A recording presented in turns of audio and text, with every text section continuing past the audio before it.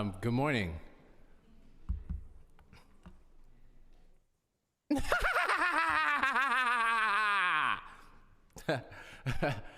Hi, I'm Paperboy Love Prince, coming from Brooklyn, New York. I'm an artist, an activist, and founder of the Paperboy Prince Love Gallery in Bushwick, Brooklyn.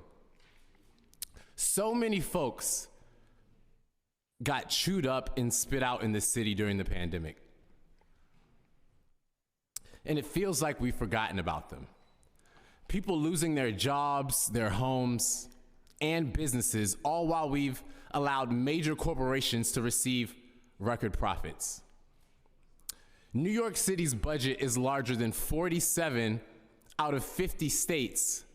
But with all that money spent, it seems like the problems are often made worse and the issues never get resolved.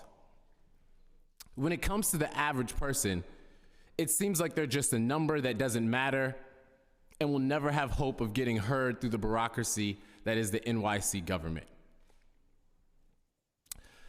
But somehow, the same players and usual suspects get all the opportunity and special consideration.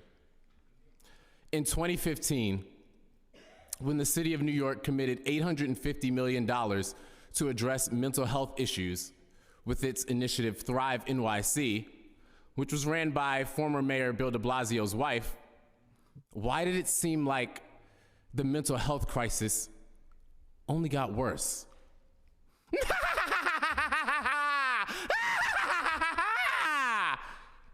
That's my point. $850 million to address mental health issues, and who did it go to? How do you vet them and track their goals? Why does it seem like it's always folks from well outside the community with very little knowledge on the true issues of our areas that come in with their reports in offices, and now folks are working from home, and they get large contracts to help, but it only makes things worse? Not anymore. This clown show stops now. We need to do a better job of getting that money in the hands of real people on the ground. We've lost connection with the people. We've lost our sense of love. We've become so beholden to banks and big money that we're separated more than ever before, working longer hours than ever before, so much that folks in NYC today barely speak to their neighbors. Our budgeting sucks. Please conclude. I'm getting to my conclusion. Our budgeting sucks, as does the follow through and tracking. I'm in conclusion. How do we have a city budget that's larger than 94% of all states in America, but still have such a homelessness crisis? Why are so many folks going hungry here every day? Despite over $100 billion in resources, New York City remains the most expensive city in the United States, with 60% of residents saying they struggle to make ends meet. I'm concluding. Thank you. $38 billion on education, and yet 65% of NYC public school students aren't proficient in math or reading by the 8th grade. We need real solutions.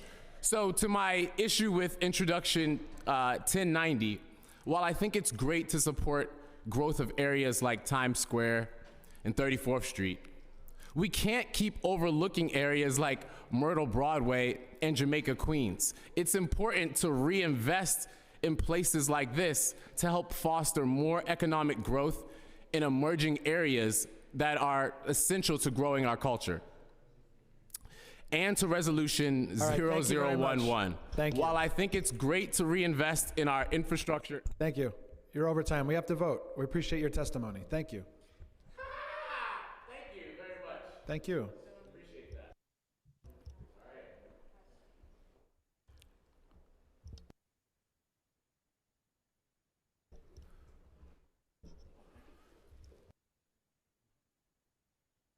Prince.